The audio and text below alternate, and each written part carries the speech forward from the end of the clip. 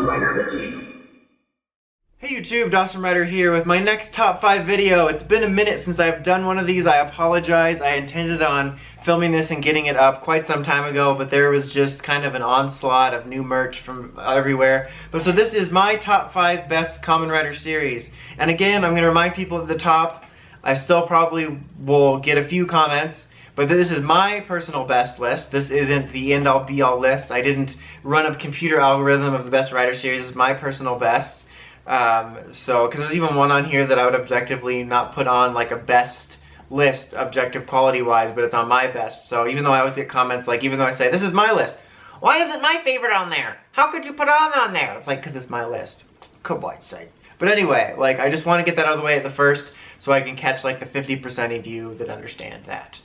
Anyway, or that sounded mean, but you know what I mean, that will listen to this, I guess. Anyway, so let's get started with the honorable mentions category. I have 2 for honorable mentions. I'll try to go over them quickly. One is double. This and the 5th slot kind of go back and forth between being number 5 and like 6 or honorable mention or whatever. But I really liked double a lot. I think it took a little while to get going for me because actually as number 5 is, which you'll see is a bit fillery at the beginning, but it had a really good tone to it. It had a very unique tone. It captured that sort of detective feel. The score was great for that. I loved the characters, and the storyline wound up being really good, and I just really liked it a lot. It was, I was really into it, and it was kind of the whole start of the new template, so, or like making the new template more concrete. So like at the time, you know, we hadn't almost seen anything like that, but I mean, you know, we weren't used to this formula that Rider likes to use a lot now, so that really helped it a lot. But I have a lot of fond memories of that season, and it's a really solid, enjoyable one with good characters, pretty decently engaging storyline, and it's a pretty good jumping off place for Rider for like new fans, especially of the more recent era. The other honorable mention I want to put in is Hibiki. Hibiki is a controversial, I guess you could say, Rider series. Not like it causes really heated arguments, but it's kind of one of those famous for being either you liked it or you don't. There's so many people that I just see the comment of, I watched the first few and they did the music and I was done, couldn't get through it, and then there's people that just absolutely love it. I think Hibiki is a really special series. There's just something special about it. The way it's shot, the story of it, the characters, I just really like it a lot. It might be my favorite world of Rider just to inhabit, or one of them to just inhabit. Like when I watched it, I couldn't wait to watch it just to exist in that world, and I liked it because what makes it interesting is rather than being a beginning, middle, end storyline, it's basically like it introduces you to this larger world and you're getting to spend this amount of time in it. And I really love the characters in it. I love the mythology. I just liked watching it. The only reason it didn't make my top 5 is because it's also famous for getting a writer change around halfway through. And to be honest, I really didn't notice it all that much until the end. The ending with Osamu becoming a doctor felt very sudden. The ending just kind of put a bad taste in my mouth, and I felt it wasn't true to the way the series was, for me personally, and that's why it didn't make it. But I still think it's a really special series, and I think people deserve to give it a shot. If you haven't yet because of what you've heard, I encourage you to try to push through. Not like it's going to be bad at the beginning, but just try to push through any initial negative feeling, because I even had that when I first started it. The first few, I had that same, oh, weird singing stop, but then once I got past that, I saw what was great about it. So, and if you did the same as me, and you quit the first few episodes, try again. I encourage it. If you don't like it, that's fine, but I'm just saying, I went through that where I honestly thought I wasn't going to be able to watch it, but once I pushed through, it's the same as S.H.I.E.L.D. The first half is boring, but then once you get past right before Winter Soldier and the Winter Soldier thing, boom, S.H.I.E.L.D. just took off. It was so good. Anyway, now on to the actual top 5. So number 5 is Kamen Rider Den-O, the time-traveling series. Like I said, double and this kind of go back and forth for me. The reason I ultimately usually keep this one in my top 5 is that I do just prefer this world and this setting. I just really liked Den-O. It's another, not really controversial one, but it's very popular objectively, and it was very popular in Japan. I mean, it was so much so that it stuck around for quite a long time. It wasn't until just these last 3, 4 maybe years that it kind of hadn't been a constant thing, but yet the Imagines still will appear often. But it stuck around for quite a long time because people really like these characters. But I like anything time travel. I felt this was one of the first series that sort of introduced Rider becoming a little bit lighter and a little more comedic. Not that it wasn't, excuse me, before, but this was sort of the first one to have it be more prominent. But what I liked about that was that I felt it did a better job than most modern day series do, in terms of it definitely had its goofy, wacky moments, but I felt it also still had that underlying vibe that was very much Rider. That's something I've talked about in previous videos, that Kuga through, I want to say Kiva, with Deno and Kiva starting to separate a little bit, had a very distinct vibe. It's kind of hard to describe a feeling, but it's really what separated Rider's feeling from Sentai's. It was kind of a, not just, it was somber, maybe not be the right word, but it was a very distinctive vibe that made it feel different. And you're like, okay, this is Rider. And that's a little bit lost nowadays. It's kind of cartoons and explosions and facial expressions and obnoxious crap. And it's blurred the line for me between Sentai and Rider. They still feel different when I watch them a little bit, but it's all a lot more the same clown stuff. And I miss that about Rider. I miss that feeling that made it so distinct. And Deno had it less, but I thought it balanced it more. For me, at least, that's what I felt. Because like when it wanted to take a moment to do like an emotional beat or a story beat, it really quieted itself down. It wasn't trying to make a joke out of it, and it had that tone. The story was definitely timey-wimey and confusing, but I liked the core basis of it. I thought it was interesting, especially since technically, or in some ways, Xeranos was kind of the main character. And it was kind of tragic the way his story was, basically, every time he fought, giving out memories of himself, either in the future or the past. And even though there's definitely always some of that type of humor that doesn't land for me, I did like the Imagines and their antics, and I liked the bond between them, and that was another world I just kind of liked inhabiting. So that was kind of long-winded, but overall I just really enjoyed Deno. I found it to be enjoyable, and a good balance between a little bit more lighter elements and sort of that tone that made Rider for me back in the day.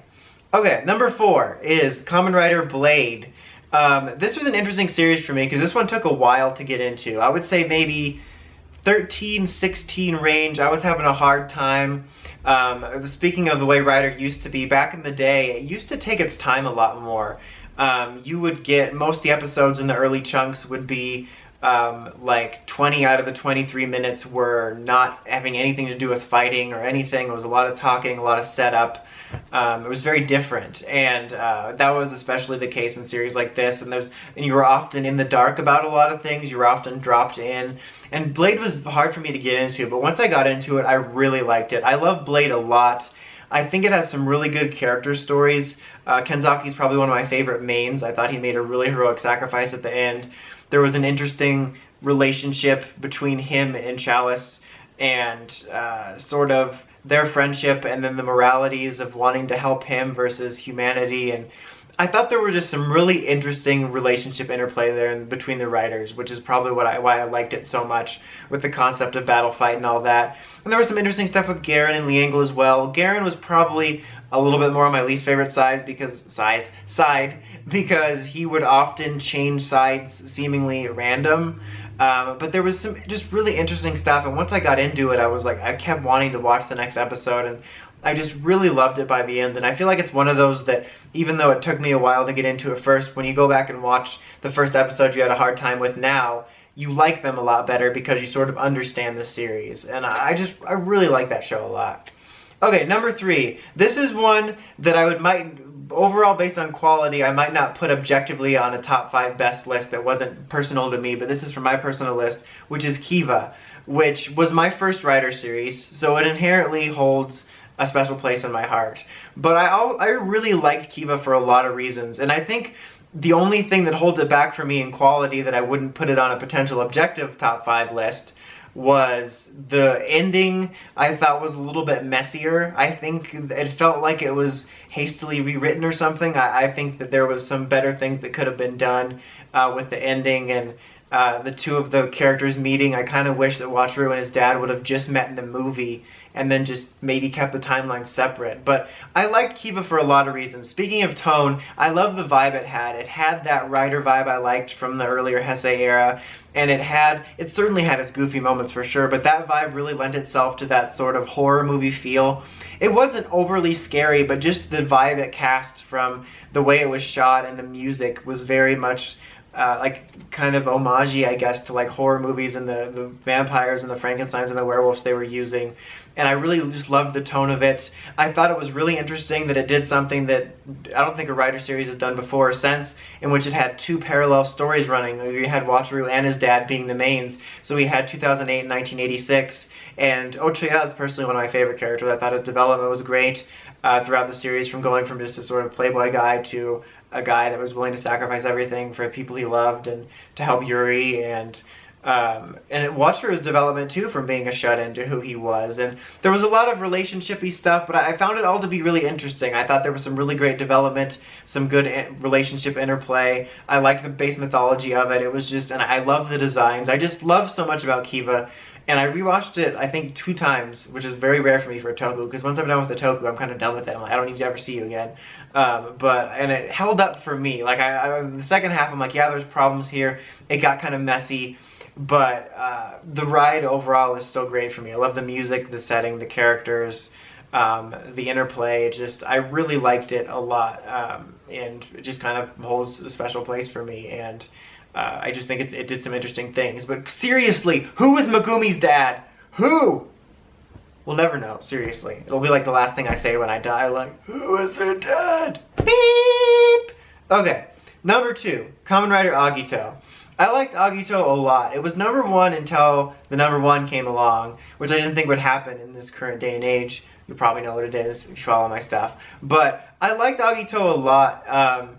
What I liked most about it was something else that I really liked that was more present in the early days of Heisei, which was the mystery. Rider often was more of a mystery than Sentai was, where you had either one or multiple long-going mysteries, and it really played to that. And I thought what I liked about Agito was I liked the way it was paced, I liked the vibe. I thought they did a good job of balancing the characters that it was focused on, and I liked most of the characters that it focused on. And even though I don't think some of the answers or resolutions were quite as worth it, I guess, by the end, the journey was really enjoyable in terms of it kept me really engaged, where I kept wanting to watch to find out what happens next. And it was just this really enjoyable, solid Rider experience for me. And it's funny because, like, when I'll rant or talk about the type of humor I don't like now in Rider, Agito kind of had that more subtle humor where they made time for it, and I found it to be genuinely funny. Like, there's just a really weird moment, which I just found to be hilarious, where Shuichi just sticks his finger in a fish.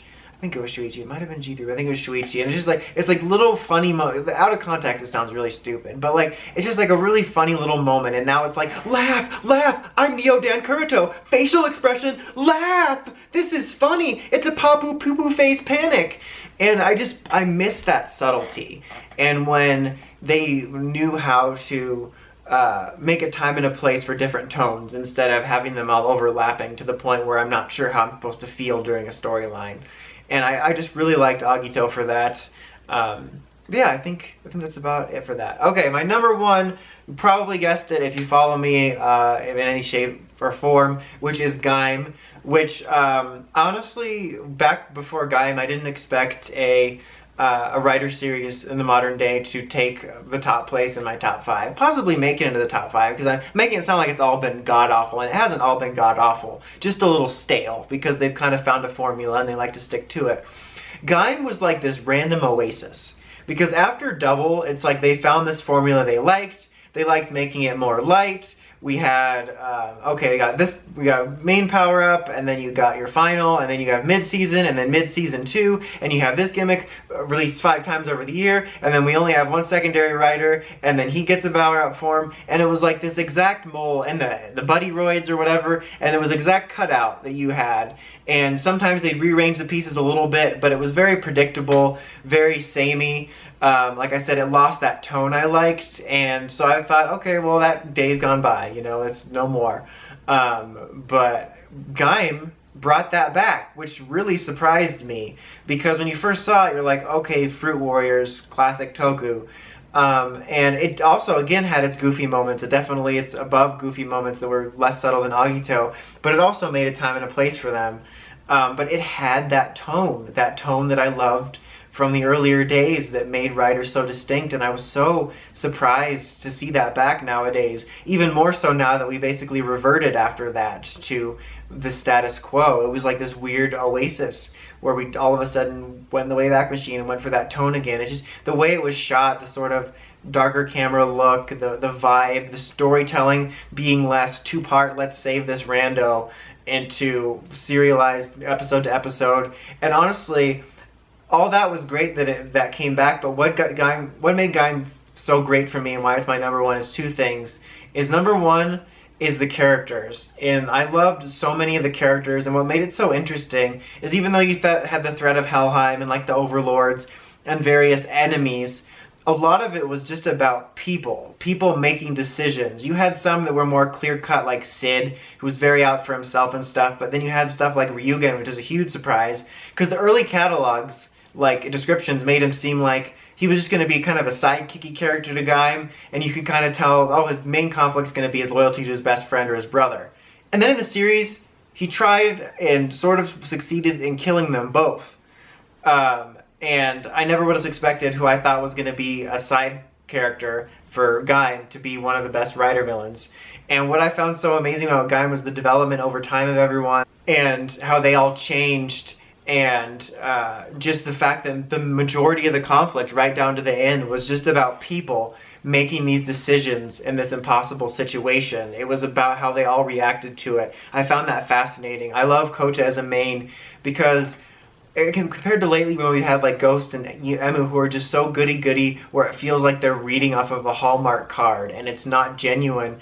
I love how Kota was his reactions at the beginning were so realistic, from the initial excitement to transforming in his room over and over, like when we would get a new Rider toy and we're just messing with it a lot, to his fear when he found out, oh man, this is real, to quitting when that happened, and then he went on this great hero's journey. And I had some problems here and there at the end. I thought maybe he was too forgiving with Michi, but overall I thought he was one of the most real developments I had seen, and to which point I felt that his goodness was very earnest and I could believe it.